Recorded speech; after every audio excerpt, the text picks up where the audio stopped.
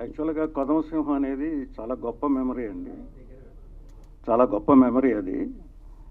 ఈ సినిమా ఇంత ఇంత బాగా రావటానికి, ఇంత బాగా తయారవటానికి ముఖ్య కారణం చిరంజీవి గారు. ఆయన అకామిడేట్ చేసినంతగా ఈ సినిమాని ఎవరు చేయలే. ఎన్ని రోజులు ఎప్పుడు ఎక్కడ విసుక్కోకుండా, అసలు ఆ గుర్రం తోడటం అంటే ఎంత కష్టమో మీ అందరికీ తెలుసు. సినిమా అంతా గుర్రం ఆ పనులే, అయినా సరే ఆయన అంత ఇసుక్కుంటూ, మోహన్ బాబు గారు ఈ సినిమాకి ఎంతో ఇంపార్టెంట్ ఆ క్యారెక్టర్ని ఆయన్ని అకామిడేట్ చేస్తూ అన్ని రకాలుగా కోఆపరేట్ చేస్తూ ఈ సినిమాని ఫినిష్ చేయగలిగారు. ఇందాక బయట ఇప్పుడు చూశాను, నేను అంతకుముందు చూడలేదు. ఆ రోజు ఎంత అందంగా ఉన్నారో ఇప్పుడు అంత అందంగా ఉన్నారు. ఈ మధ్య నేను ఆయనది మీసాల పిల్ల సాంగ్ చూసి ఒక 200 సార్లు చూసి ఉంటాను. ఇది ఫస్ట్ టైం అనమాట నేను సోషల్ మీడియాలో అంతసేపు చూడటం అనేది. సో ఇప్పుడు కూడా అంత అందంగా ఉన్నారు. ఆ రోజు కూడా అంత బాగా చేసి ఈ సినిమాని అంత ఇదిగా చేశారు. ఈ సందర్భంగా మా మిత్రులు సత్యానంద్ గారికి, పరుచూరి బ్రదర్స్కి, ప్రొడ్యూసర్ నాగేశ్వరరావుకి, రాజ్కోట్కి నా ధన్యవాదాలు. నేను అంతకుముందు ఎప్పుడు చెప్పలేదు వాళ్ళకి. ఇంత బాగా రావడానికి మేజర్ కారణం వాళ్ళే. రాజ్కోట్ వాళ్ళు మేము చిన్నప్పటి నుంచి వాళ్ళ అన్నల నా ఫ్రెండ్స్ వీళ్ళందరూ నా జూనియర్స్. చక్రవర్తి దగ్గర వాళ్ళు చేస్తూ మాకు అసలు వాళ్ళని చూస్తే ముచ్చటేసేదనమాట. వీళ్ళు ఎప్పుడెప్పుడు చేయాలా, మా సినిమా ఎప్పుడు చేస్తారా అని చక్రవర్తి దగ్గర ఉన్నప్పటి నుంచి అనుకున్నాం. రాజ్కోట్కి కొదమసింహంలో చేయడానికి సందర్భం కుదిరింది. చాలా మంచి మ్యూజిక్ ఇచ్చారు. సో పరుచూరి బ్రదర్స్ అయితే నేను మొదటి నుంచి వాళ్ళతో ట్రావెల్ చేశాను. సత్యానంద్ గారు కూడా మాకు అన్ని రకాలుగా అసలు ఎప్పుడు అంటే ఇన్ హౌస్ అనమాట. మేమందరం రమాపల్లి నాగేశ్వరరావు కానీ మేమందరం ఎప్పుడు కావాలన్నా ఏ రోజు పిలిచినా ఎప్పుడు పిలిచినా వచ్చి మాకు కోఆపరేట్ చేసి ఫినిష్ చేశారు. నేను మాటలు రాయడం తప్ప మాటలు పెద్దగా మాట్లాడను, అందుకని ఏమనుకోవద్దు. ఈ సినిమా నేను రాసిన వాటిలో నాకు చాలా ఇష్టమైన సినిమా. ఎందుకంటే ఈ జానర్ సినిమాలు చాలా రేర్గా వస్తూ ఉంటాయి. రేర్గా కాదు, నాకు తెలిసి కృష్ణ గారు, తర్వాత చిరంజీవి గారు, ఆ తర్వాత మహేష్ బాబు ఒకటి చేశారు. సో చిరంజీవి గారు చేసే టైం కృష్ణ గారు చేసింది తప్ప ఇంక వేరే లేదు. కృష్ణ గారు అప్పట్లో చాలా ఖర్చు పెట్టి చాలా కష్టపడి చేశారన్నది బాగా అందరికీ తెలుసు.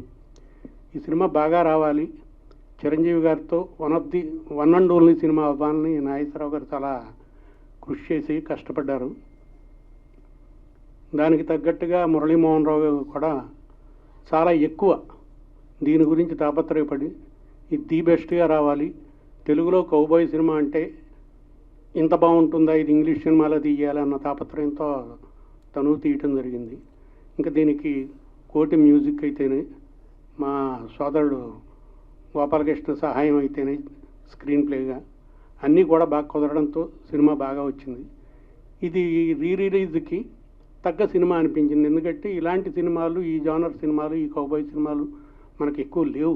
అందులో హీరోలు చేసినవి కొన్ని ఎవరో హీరోయిన్లు అప్పట్లో రౌడీ రాణి అని ఇవి చేసి ఉండొచ్చు, కానీ ఇది టాప్గా ఉన్న హీరోస్ చేసినవి ఏమీ లేవు. కనుక ఇది చాలా మంచి సినిమా అవుతుంది రిలీజ్లో కూడా అని చిరంజీవి గారి దగ్గర నుంచి అందరూ అనుకున్నాం. పాత్రికేయ మిత్రులందరికీ నా ధన్యవాదాలు.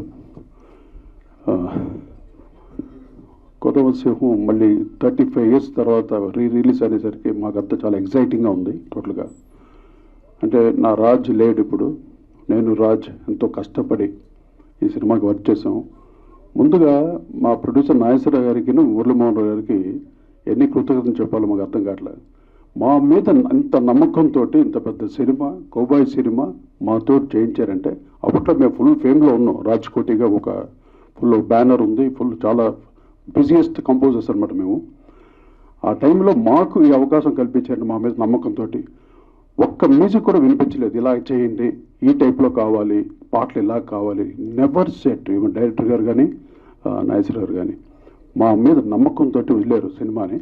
ఎందుకంటే నాకు రాజ్కి కౌబాయ్ సినిమా అంటే చాలా ఇష్టం. చిన్నప్పటి నుండి మేము good bad and ugly, few dollars more ఇవన్నీ ఒక 100 సార్లు చూసేవాళ్ళం థియేటర్స్కి వెళ్ళి. అప్పట్లో అంతా వీడియో అది లేదు, మన డివిడీస్ ఇవన్నీ లేవు అప్పట్లో. అలా చూసి చూసి చూసి ఆ మ్యూజిక్ అంతా విని తర్వాత మేము దాన్ని ఎలా చేయాలనే ఉద్దేశంతో Mackenna's Gold, Quincy Jones music, అది తర్వాత Ennio Morricone good bad and ugly, few dollars more ఆయన మ్యూజిక్. ఇంకో ముఖ్యమైన విషయం ఏంటంటే ఈ సినిమాకంతా రెహమాన్ కీబోర్డ్ పేరుగా పనిచేశాడు. దిలీప్ వాడి పేరు.